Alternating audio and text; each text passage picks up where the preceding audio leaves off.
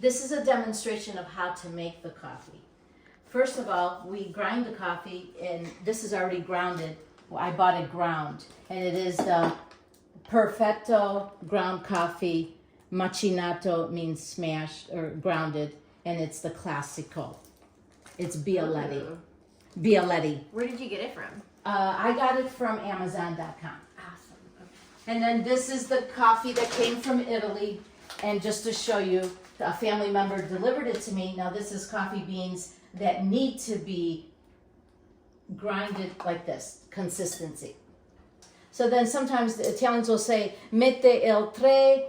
Do you want me to put the 3-cup on? Mette il 6. Do you want me to put the 6-cup on? Mette il 12 is the 12-cup. It depends how many people you're having over. So what you do is you remove the funnel, place it in here. If you remove the funnel and put it in here, and then I'm filling it with the coffee. This allows the coffee to go in without spilling it all over. And then what you do is you fill it up with your coffee, which is the Bialetti coffee for espresso. And then I'm filling it up. And you want to be able to put it like a mountain. If you notice in here, it is not even. It is like a over the top. It's like a mountain. And you never pat it down. Okay. You just leave it go like this. So I'm filling this up all the way to the valve. There's a valve inside. There's a button. It goes up to that valve. This is the outside of the valve. You put the water up to the valve. This is filtered water already filled. This is filtered water, and I filled it to the valve. The water is going to boil at extreme heat, and it's going to gurgle up, and it's going to go into the top chamber. This is the top chamber of the coffee machine. There's 3 parts: the top chamber, the lower chamber, and the filter. We do not use the handle. It will break. So I try to use all my strength to tighten this. And this one, you don't even have to lift it up. You can see it gurgling up in a few minutes. I'm turning on the heat on the stove top. This is a stovetop espresso, and we're going to get ready to prepare for the aroma. And the water is cold. It's going to go through, let me show you this one. It's going to go through here, the water. It's going to go and filter through the coffee, and it's going to end up on top. Okay, this is called the best part of the coffee. And I didn't grow up having this part, but I thought it would be interesting to share with you anyway. We're going to pour the first few drips that come up. It's percolating up based on heat and pressure. And once it arrives up here, the first few drops are the golden drops, they call it, very precious. The most tasty and the most aromatic and the most strong flavored coffee is the beginning. And that's why when it's all filled to the top, before you serve it, you're supposed to get a spoon, if I can remember, to stir it, because the best part is at the bottom. Then we add the few drops that are going to percolate any minute now in here, and we're going to make a super coffee sticky pasty gel, and then we're going to put it on top of your coffee. Types of Italian coffee from sources across the web. What type of coffee do Italians use for espresso? This is basically cafe. The basis for any of those I just mentioned, those 9 different varieties, cappuccino, macchiato, latte, all those, begins with the base. This is your base, cafe. What type of coffee do Italians use for espresso? Cafe. Also known as caffè normale, normal cafe, is the foundation of any Italian coffee drink. What I mentioned were 9 different kinds of coffees. It always begins with the basis, caffè normale. Coffee drink, there are many varieties. I just mentioned them. A cafe is simply an espresso, a few drops, an espresso, served black and only in 1-shot increments. I think 2 little tiny sips is enough. We may have a little more today. How to order a coffee in Italy like you know what you're talking about. Cappuccinos are not to be ordered after 11 a.m. If you do, then they know you're a tourist. But you want to blend in. While most of us coffee drinkers have our own choice how to drink our coffee. Americans stand around for hours with one of these, and they try to keep their fingers warm, and all day long they're drinking their coffee, right? But Italians don't do that. So basically, cappuccino, you do not drink it after 11 a.m. It's only for breakfast. We drink our coffee a little different than the Italians. They have certain beverages at certain times of the day. Doppio, or double, is Italians who traditionally make a trip to the barista, and they're in need of more caffeine in the middle of the day. An espresso is served after dinner, slightly milkier version of the simple cafe.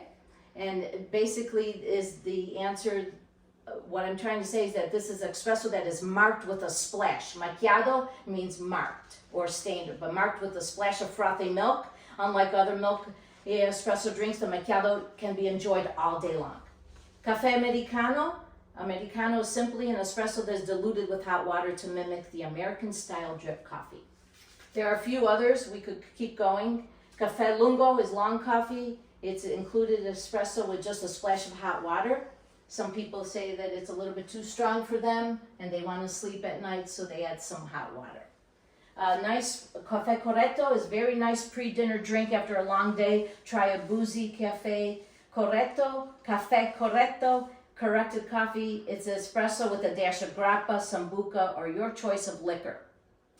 Italians also like and enjoy in the spring and summer a jolt of coffee, caffè freddo, during the hot summer months of spring and summer. And they enjoy caffè freddo means caffè cold, shake it, caffè, the basic Italian caffè espresso, and with ice, and shake it with sugar until it is frothy. Which type of espresso is stronger? Ristretto. Ristretto, restricted, is stronger. It's a shorter form of espresso. It's extracted with less water and less pressure, and it's taken off of the burner a lot sooner. Why do Italians like espresso so much? Intense taste, energizing drink. In Italy, it's a real ritual. It's for your well-being. It's a daily break. It embraces gustatory dimensions and emotional sphere of consumers. It has something to do with their DNA. It's in their DNA.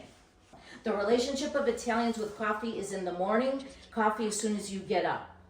For almost all Italians, 80% believe sipping a good coffee is essential to a good day.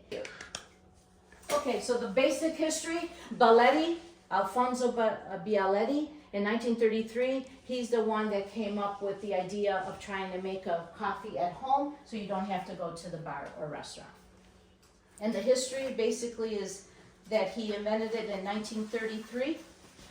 And there's a quick history of the Italian espresso. It began its humble beginnings, the espresso stovetop machine. It goes all the way back to 19th century Turin, Italy, and then it goes on in all the different men who have enhanced it to what it is today. And Bialetti, there's still his name on the coffee products. It all began in Milan, and I have a map at the table to show you where Milan is. And now here the coffee is starting to come up. So I'm going to put it in here.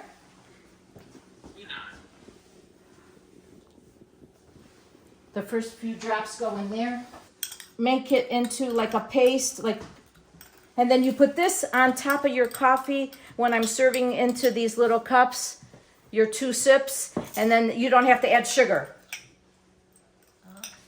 Okay. Wow. There's one other thing that the Italians have come up with, and it's still going on today all over the world. It's called sospeso Italian.